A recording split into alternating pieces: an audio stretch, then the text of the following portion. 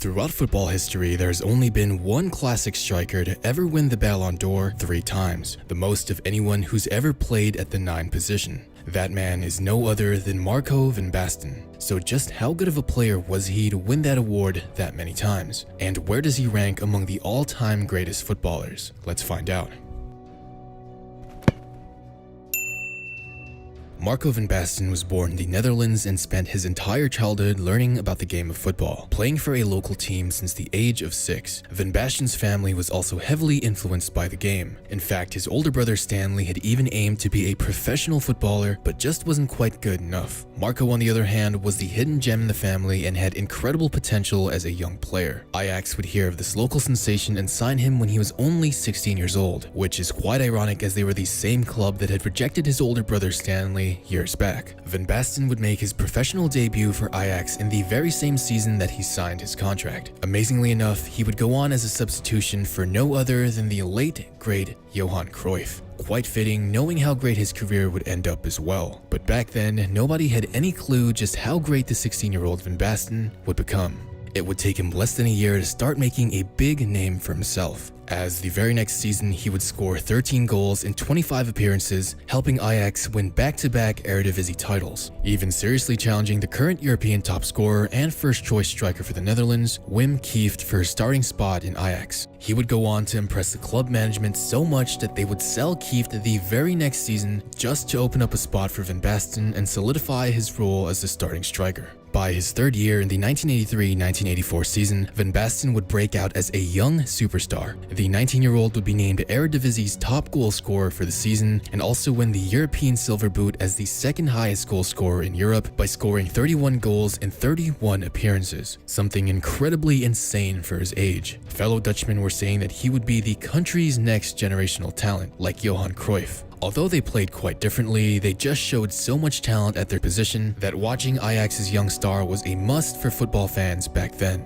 But there was also a time where Van Basten was criticized as a one-dimensional striker. However, by his 4th season, he would prove many doubters wrong. He would go on to score 27 goals and have 20 assists in 38 appearances, having a .71 goals per game ratio, complementing it with 0.53 assists a game, becoming the Eredivisie top scorer yet again, as well as finally winning the Dutch Player of the Year award, getting his 3rd Eredivisie title and finally silencing the critics, proving that he could also help his teammates find goals and succeed as well. In fact, Van Basten's footballing IQ was among the best ever. On top of his acrobatic athleticism, amazing touch, and great positioning, you get an absolute threat at the striker position. Van Basten was also great with using both feet and had a nice frame for scoring headers, demanding attention from a defender to mark him at all times. Lastly, Van Basten has the 3rd highest penalty conversion rate in history, scoring 51 of the 54 penalties he's taken throughout his career, an incredible 94.4% accuracy, making him an incredibly calm and collected player that you could trust in clutch moments.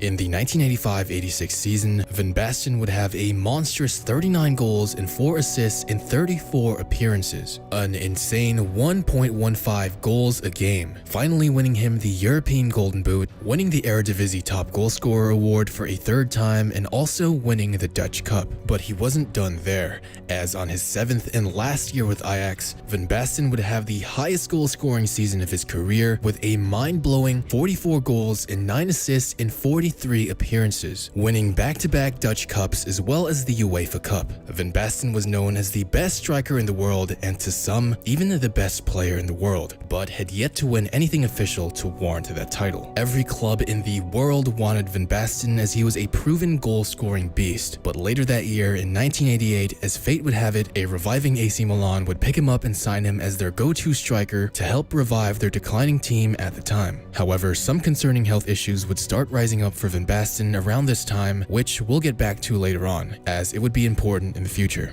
He played only a total of 19 matches due to constant ankle issues. There wasn't any particular severe injury or event that caused this, but Van Basten's ankle seemed to be quite injury prone and fragile. Despite that, his talent was still there, scoring 8 goals in that time, a .42 goals per game ratio, despite never being in good form that entire season. Van Basten's second season in Milan, however, was arguably the finest he'd ever have. He played the most games of his career, appearing in 47 matches and scoring 33 goals while providing 33 assists. Incredibly insane for someone in his position back then, showing his skills were more than just putting the ball in the back of the net. It might not have been the most efficient goal-scoring season of his career with only 0.70 goals a game, but it was definitely the time he played with the most heart and passion. Van Basten would be Milan's top goal scorer and help his club win the European Cup/Champions League and Supercoppa Italia, ending a 20-year drought of European dominance for his club. So you might think, yeah, okay, he won the Champions League, but how is it the finest time of his career? Well, during the 1988 European Championship, Van Basten would go on an absolute tear and help the Netherlands win their highest prestige title in history, scoring 5 goals, which included a hat-trick against England, a clutch 88th minute last goal against West Germany in the semi-final, and scoring in the final itself, as well as winning the player of the tournament along the way. Such an amazing year would win Marco van Basten his very first Ballon d'Or, which I don't think anyone could have disagreed with, seeing how amazing he was. He would once again maintain his position as Serie A's top goal scorer in the following season, further continuing his success and the club's dominance in Europe. He would go on to score 24 goals and have 5 assists in 40 appearances, which, while great, isn't really that insane. However, he would be crucial for his club's success that year. In fact, they would go on to win back-to-back European Cup/Champions League titles,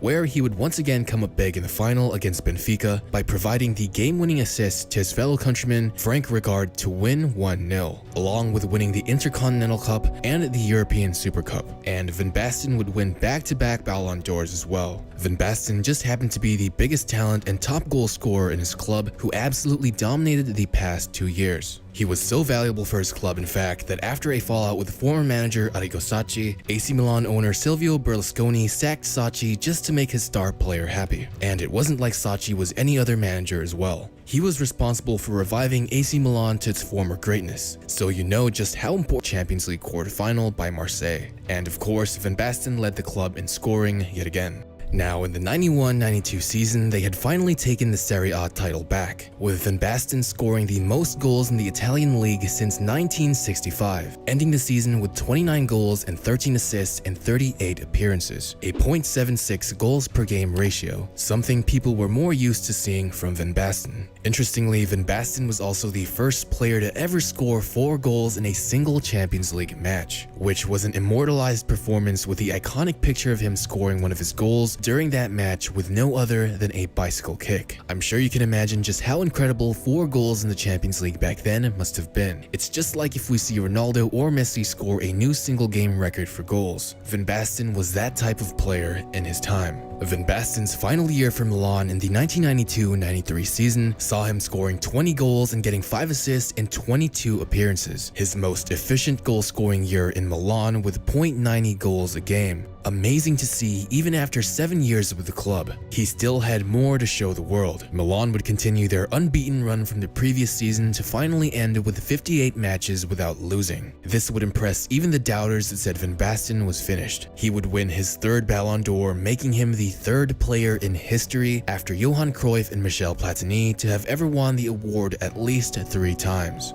However, remember how I said Van Basten had very injury-prone ankles? Well, he would suffer a major injury that season that would put him out for the better half of a year. This injury would be the 3rd time he would ever get ankle surgery in his career. Van Basten had hoped he could recover enough in time for the 1994 World Cup.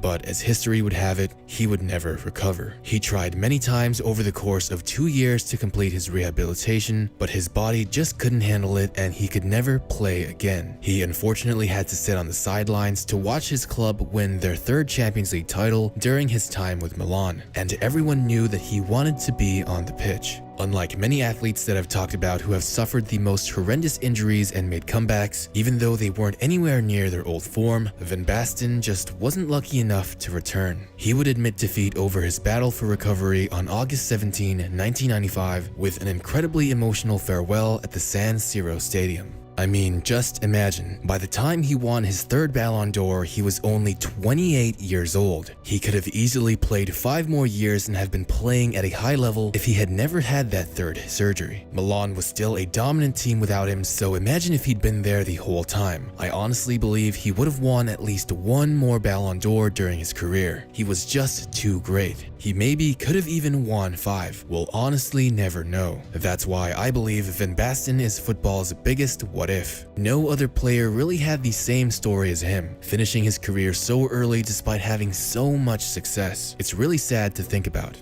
Regardless of that, however, Van Basten easily remains as one of the greatest footballers in history and could very well be one of the greatest strikers, if not the greatest striker of all time. Less than a handful of players can compare to what he did and what he achieved. Despite his short career, Van Basten showed the world what he was capable of. He made his country proud and immortalized one of the greatest clubs in history. And for that, he will always be respected and remembered.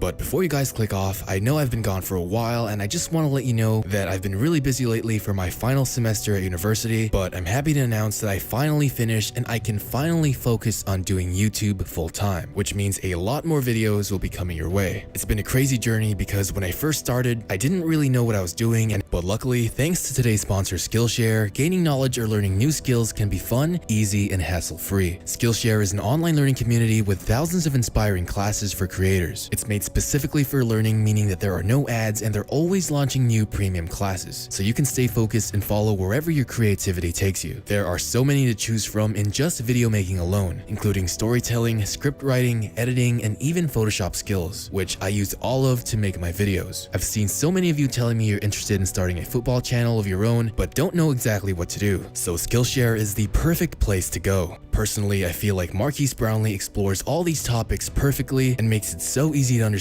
that I've even picked up some new techniques. So why not learn from someone who knows what they're doing? Accomplishing knowledge and growth, whether it be filmmaking, music, graphic design, or business, is extremely satisfying, and Skillshare's online classes make it possible. The first 1,000 of my subscribers to click the link in the description will get a 100% free trial of premium membership so you can explore your creativity and gain some life-changing knowledge and skills. So make sure you check it out before they fill up and it's too late. Once again, a huge thank you to Skillshare for supporting the channel and sponsoring this video. But that's gonna do it for me today, guys. Let me know what you think about Van Basten in the comments section below. Make sure to leave a like and subscribe if you did enjoy, and turn those notification bells on so you don't miss out on any new videos. Honestly, thank you for all the support, whether it be liking the video, subscribing, or signing up for the sponsorship offers. I wouldn't be here right now if it wasn't for all you guys, so honestly, thank you so much, and I'll see you in the next one.